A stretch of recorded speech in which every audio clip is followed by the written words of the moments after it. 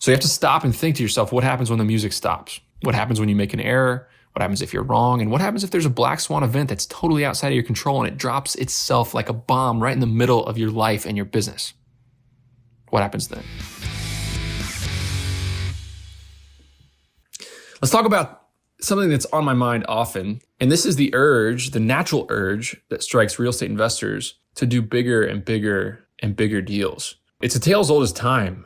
A real estate investor makes their first real taste of money.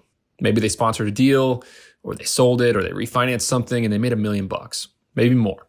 Maybe their net worth is suddenly $5 or $10 million and they're still young, energetic, hungry for more. What happens next?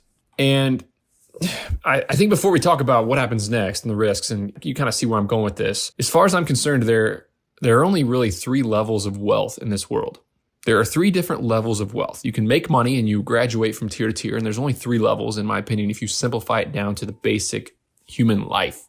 Number 1 is a level that you can feed your family and pay all your bills without being stressed. That's number 1. Most people haven't accomplished that. 60% of people are still paycheck to paycheck. So what does that put? 40% of Americans have accomplished the goal of being able to feed their family and pay all their bills without being stressed about money. It sounds silly, but the second level is you can walk into a restaurant and you can order whatever you want without looking at the price. You can go to eat wherever you want. You can go to the grocery store and you can buy whatever food you want, no matter the price, without looking at it, without worrying about it. That's level 2. That's when you have, in my opinion, $500, $1 million in the bank and you're no longer budgeting on the small things. Level 3 is that you can travel anywhere in the world you want without worrying about the flight or the hotel costs. That's the top tier. It's the upper echelon of wealth. You can travel anywhere you want in the world without worrying about flights or hotel costs. I'm not there yet. Absolutely not. Getting a little bit better about hotel costs and flights and things, but I'm still not flying first class. I'm not comfortable. I'm not at level 3 yet. But beyond that, beyond those 3 levels, I don't think money has an actual impact on the quality of somebody's day-to-day life. They might think it does. They might think that more money will help them be happier and to buy bigger things like the private jet and the yacht, or just do ridiculous things with family and friends. And I don't think it actually does have an impact on your happiness or your quality of life. I think the marginal gain in money does not line up with, especially on a tiered basis, the quality of life and the happiness. So the interesting thing about business and real estate especially is just how common it is for someone to risk it all. To risk it all to make even more money when they already have 2 or 3 of those levels above of wealth covered. The levels of wealth that I just discussed, when they have those covered, it's still extremely common for somebody to risk it all to make even more money. And there's nowhere that this is more common than in real estate. I think any given real estate deal has a 1 to 20% chance of failing, depending on the debt levels, how much debt you put on the property at first. Maybe if you don't use any leverage at all, there's way less chance of it failing. But a deal can still go bad and miss projections and do all those things. So maybe 20% chance on the low end, but depending on your strategy, on how you are at operating, on your ability and the debt levels of the deal and the structure of the deal, there's a 1 to 20% chance of a deal failing. And then you add on top of that things that are totally outside of your control. Interest rates, a recession, the economy, whatever. Real estate is inherently very risky. So why?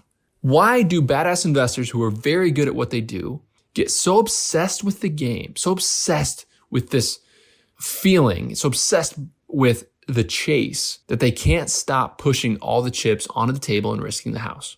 How is there ever an excuse? And this is kind of a rhetorical question. How is there ever an excuse for someone with tens of millions in net worth to go totally broke doing a deal at the wrong time or with a poor strategy? This is a question that I struggle with all the time because smart people fall into this all the time. And frankly, I need to protect myself from falling into this. This entire episode is a note to me. I'm not lecturing anybody. I'm not acting like I'm better than anybody. This is a note to me. I'm stating facts here that are not very clear and at the front of your mind when you're in the business, in the trenches. When you're doing this stuff, you're in the trenches, you're in the flow, you're operating your company, you're going bigger, you're making hires, you're doing deals. It's hard to separate logic from emotions, to momentum, to opportunity. So I put a good amount of time thinking about these questions. Why do real estate investors do this? What leads to this? Why does it happen? And I think I figured out a couple parts of the answer. And there's a lot to this, but I think the first part is that this is a very addicting game.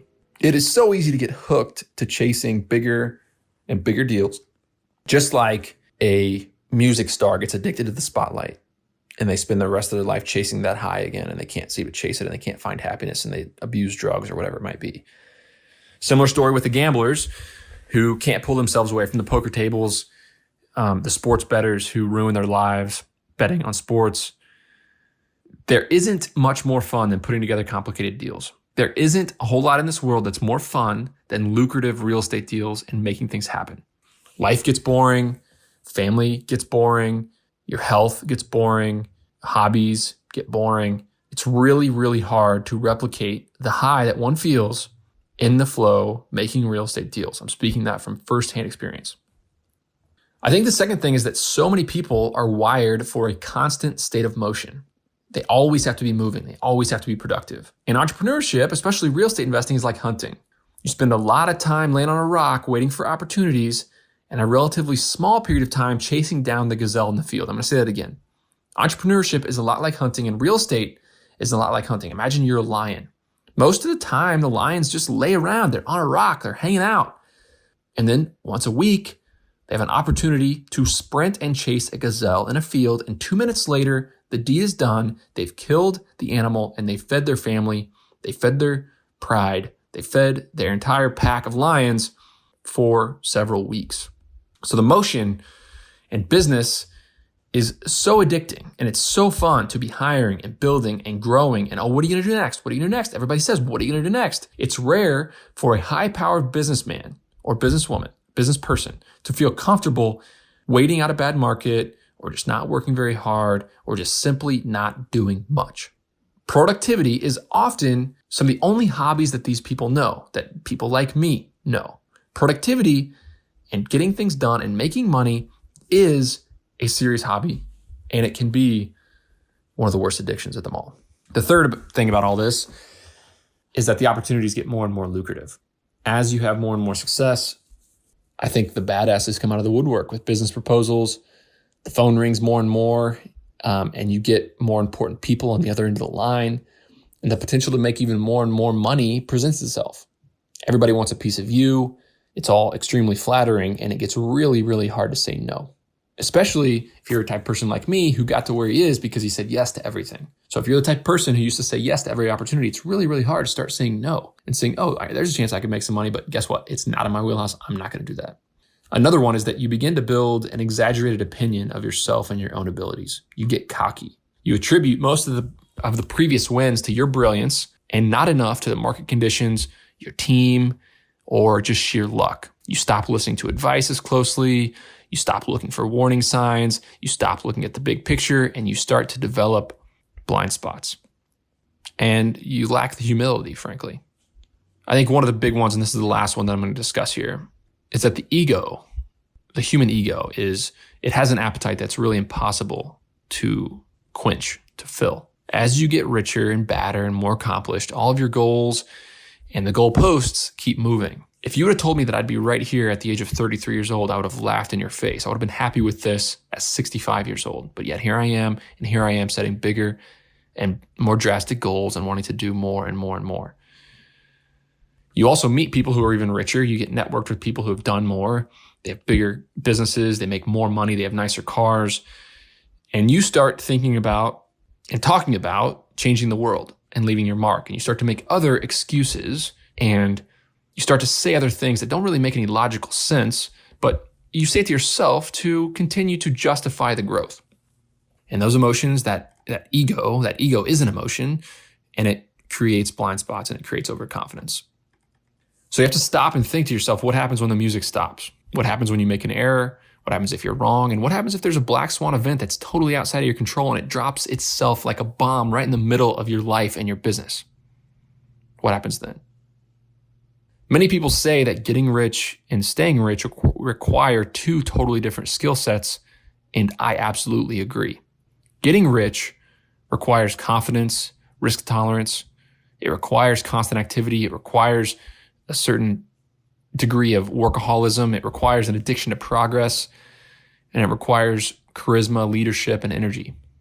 Staying rich often requires no action at all. It requires patience. It requires humility. It requires risk aversion, and it requires the ability to say no. To say no to the greed, to say no to the ego, to say no to the exaggerated opinion of yourself, and, to say no to the addicting game, the constant state of motion. I think the folks who stay rich understand that the marginal utility of that extra money from that big deal will not change their life. But the downside, if that deal goes wrong, could drastically impact everything. The folks who stay rich understand that the ego is both a tool and a very dangerous emotion that must be controlled. Few people can be one person at the beginning of their career and another person later, especially if you're building the machine and you're caught in the flow and you're in the rat race of the business that you've created, and it's all about making that next hire, doing that next big deal, taking that next opportunity. It's really hard to step back and recognize the game you're playing.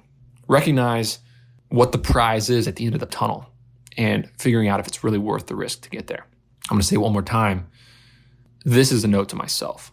I am writing this and reading this on this topic and talking to you about this topic right now because it's something that every business person needs to hear, especially me. Big news, guys. I created a free PDF that details my method on how I analyze a self-storage facility and figure out what it's worth. Give me a pen, the back of a napkin, and a couple metrics, and I can figure out about what the property is going to be worth to me. If you want to download this PDF, click in the show notes, the first link, and you can give me your email address, and you get a email right away with 4-page PDF that outlines exactly how I think about underwriting or giving my initial analysis on a self-storage facility. Again, click the link in the show notes, and you're going to get that document for free. This episode of The Nick Huber Show is brought to you by RE CostSeg. If you want to maximize your bonus depreciation and minimize your tax liability, make sure to do a cost segregation study on real estate you've recently acquired. RE CostSeg offers the lowest priced, fully engineered studies in the business, and you get a virtual site visit with a quick turnaround. They did 30 plus cost seg studies for me over the past year, including a short-term rental, along with my self-storage facilities. And I'm also an investor in the business, along with my good friend and CPA, Mitchell Baldridge, who you all know. To learn more about how bonus depreciation works, listen to episode 75 of The Nick Huber Show, or visit recostseg.com to go ahead and get a free proposal that outlines the cost of the study and your potential savings.